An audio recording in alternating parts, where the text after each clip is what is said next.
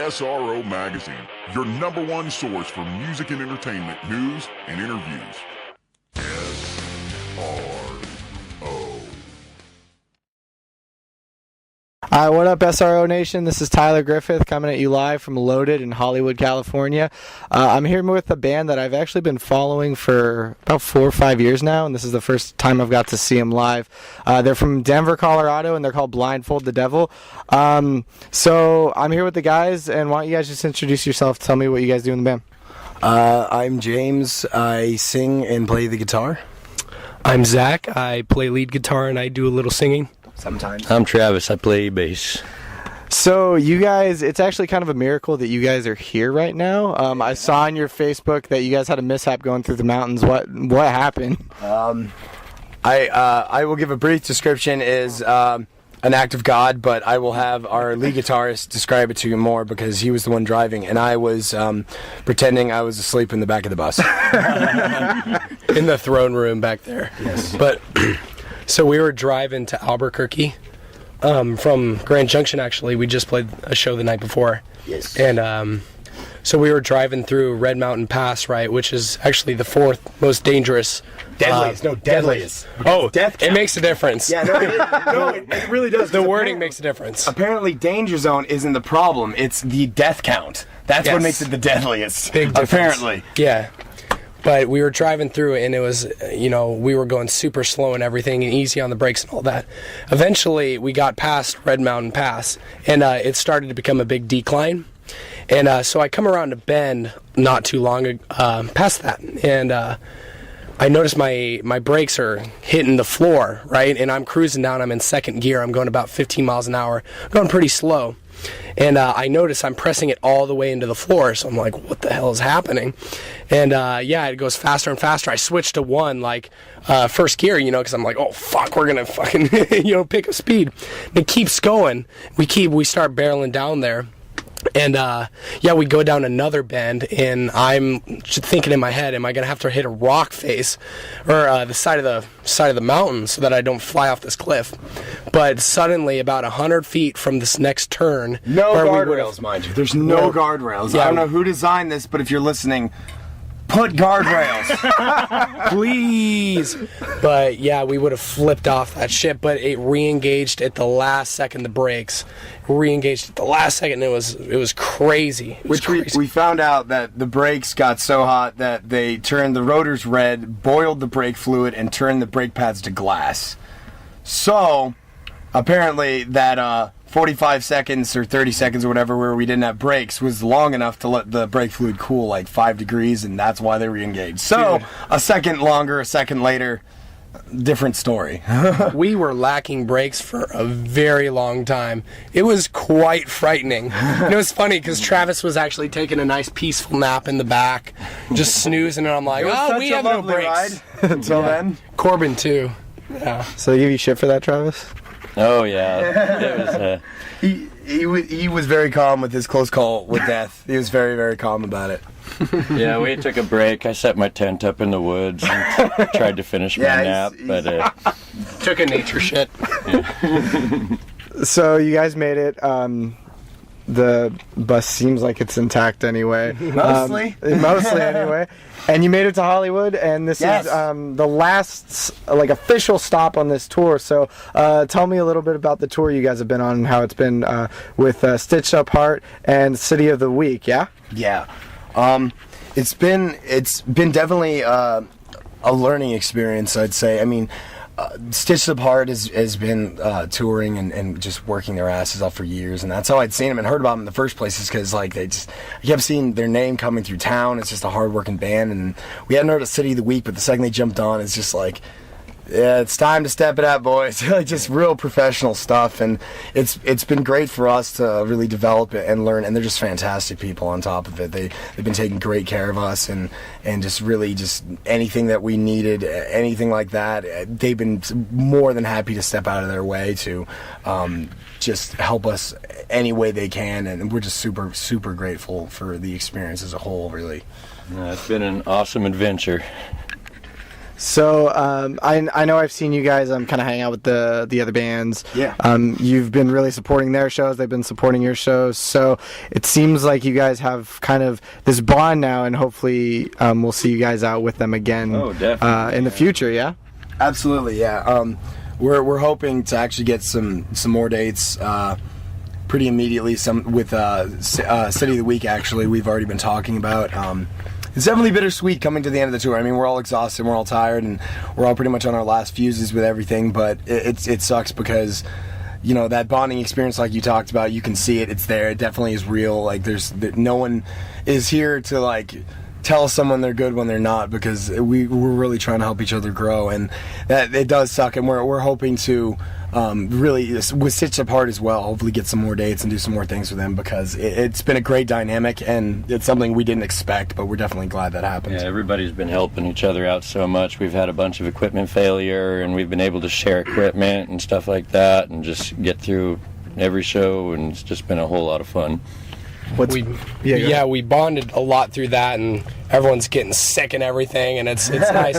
We can really relate, especially with City of the Week too, because they're all our age. I'm sorry, I couldn't hear you over the 1970s phone sex operator with a smoking problem talking. My name is Marjorie. What can I do for you? Yeah, but I sound like I've been smoking for like 70 years. But you know. So what's been your favorite stop on this tour so far? You ended in Hollywood tonight. So what's been your favorite venue to play at so far on this tour? Yeah, probably this one. Yeah, this one. This is really fun. This is really cool, and I'm just as humbled and thankful that you were able to make it out. And I definitely remember, you know, the start and of meeting you, and just actually seeing just a lot of genuine, like, you know, comments and thoughts towards our music, and that's really what makes a show like the most fun, is, you know, if you can interact or if you really make a difference to someone. I mean, stage wise, there's always more fun stages and less fun stages, but it really is about the crowd and the people that really just makes a show just ignite, really just set fire. And this one has been great. There's been a lot of Baltimore was probably the most fun stage, though. That was Rams Head Live. Thank you for that like one. Metallica size. It was a very big stage, and it was a lot of fun. But other than that, the experiences here, all over, even sometimes the smallest places, they make the biggest difference to us.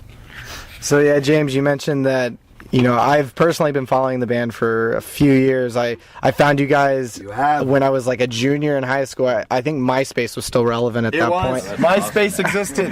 And people, they need to know.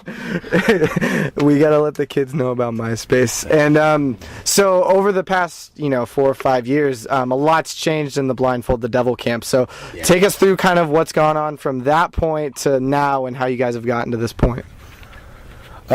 Well, I'm actually the only original member. I started the band, though, and it's been really the drive for me to keep it going, is that it is my project. It is something that I want to do, and has been really fulfilling for me. With all the different member changes, it's always been a dynamic of it's something that didn't fit, or we wanted different things, or it's a lot of pressure that you don't see coming, and, you know, it's really a test to show what people can handle. And, you know, this dynamic got put together kind of quickly. Me and Zach actually met under when he was in a band that was looking for a singer, and I decided to go try out, and he decided that he wanted to work with me more than that band, so that was a good leap on his part. Good job, buddy. Thank you. But so he joined, and we just had a lot of time creatively to write and get to know each other as musicians, and there was definitely a struggle to find permanent members, because the step was always to tour. It was always, that was the next thing. It was like, we have record, we have songs, we have all these different things that aren't finished because we don't have a tour, we don't have a full lineup to push it through. So it's been really definitely a long run, and there's been, you know, a good amount of hiatus and period that just, it sucks to think about sometimes, but I'm glad we're here now, and this has been by far the best dynamic I've worked with, and creatively as well, and just the strongest lineup I think I could find and would choose to find at completely. So what about this dynamic makes it stick and it's so special? And if you two want to jump in at any point, let me know, because you know, you guys are the ones who are making the dynamic stick, and you made the band get to where it is today, in addition to James. So what's so special about this version of this band? True, man.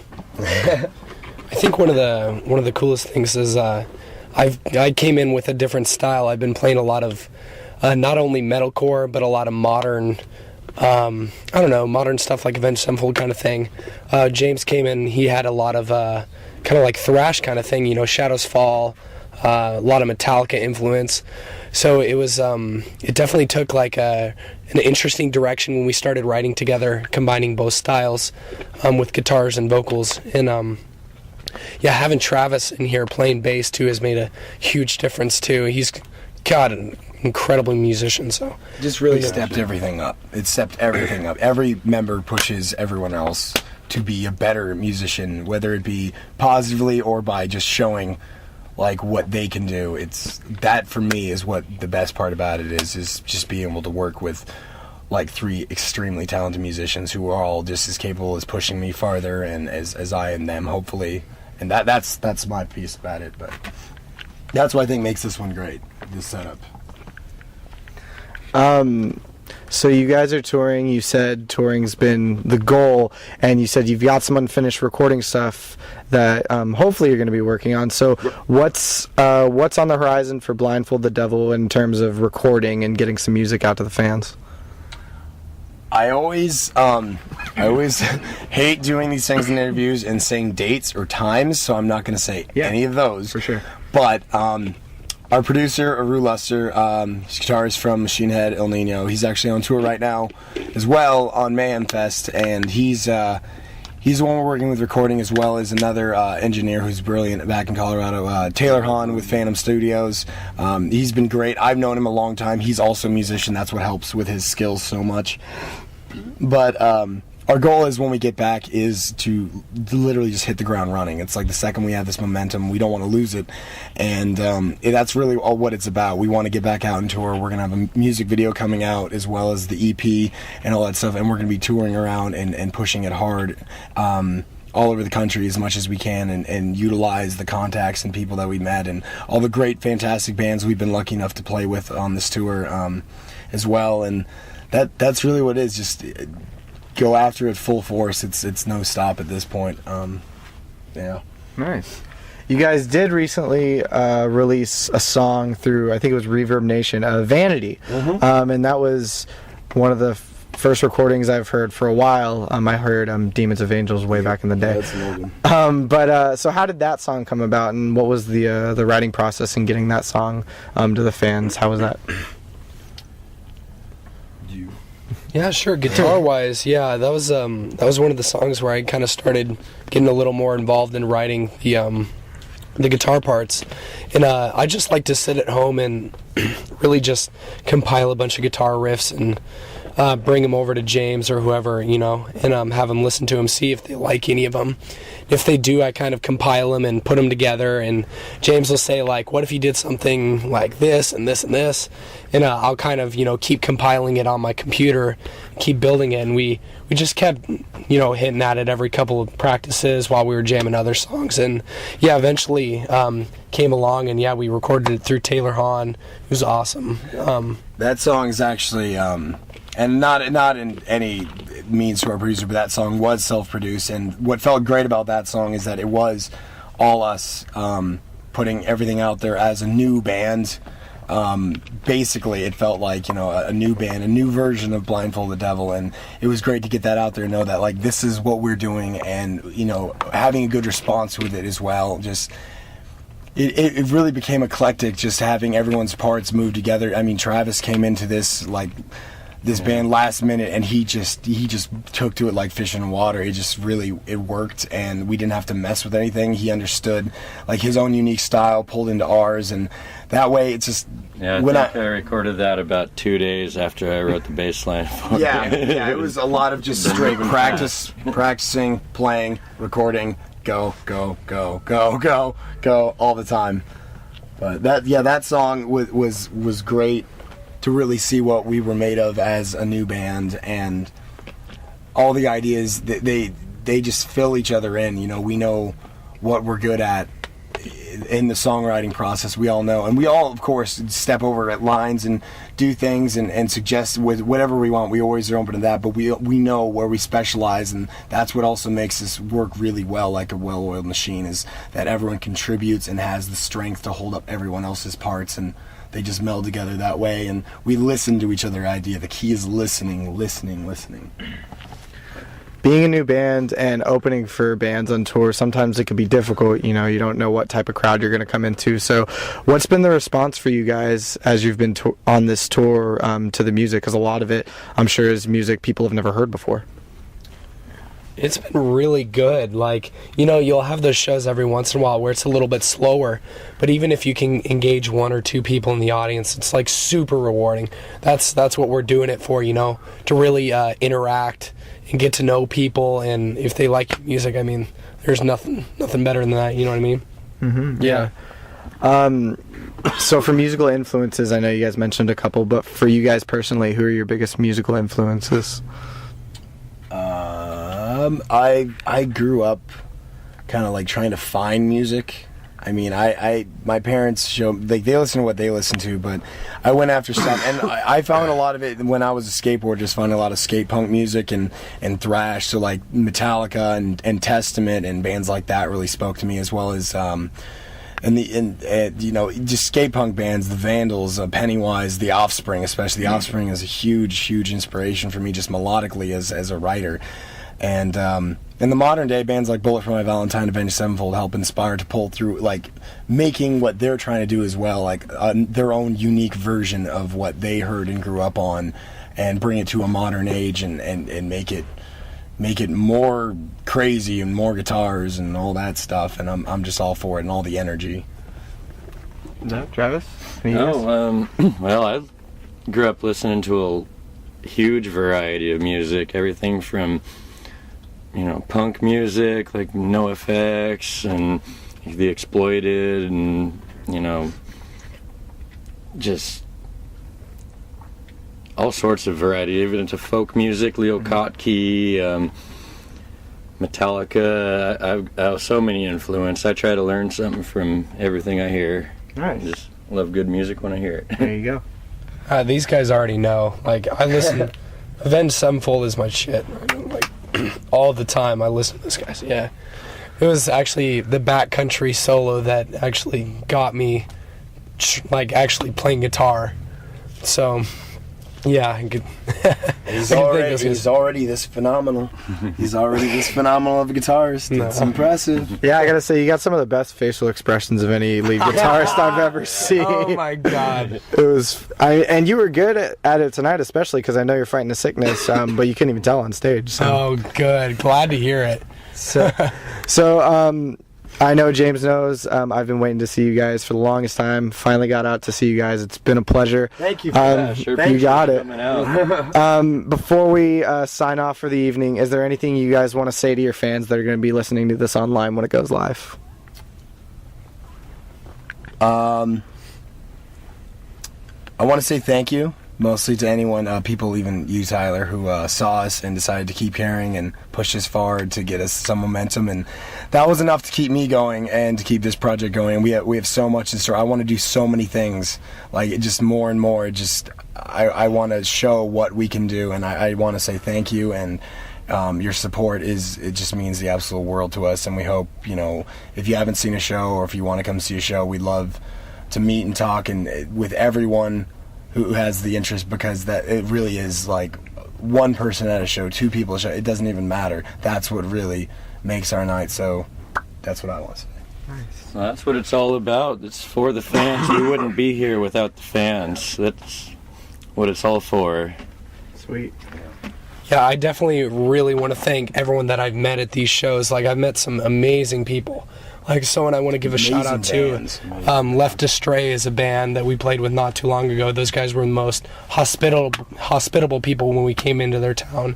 And it was it's been hardworking. They've done like a ridiculous amount of shows in a short amount of time. Like they really want to do it, and it was really cool. We got to meet and play a few shows with them. Yeah, but yeah, definitely oh my gosh, we've met so many cool people, and it's been great.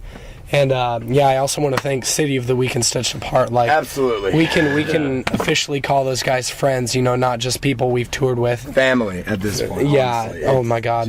Yeah. So thankful. So thankful.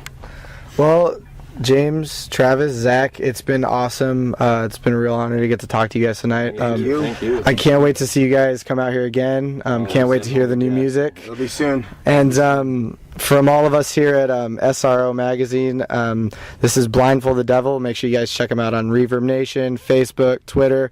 They've got some music up right now you can listen to. Check it out.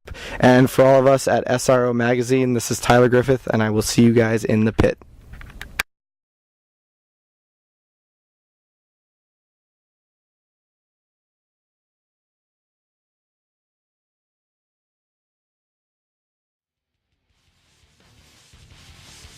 For more information on all the greatest bands in rock today, and for all your music and entertainment news, you know where to go.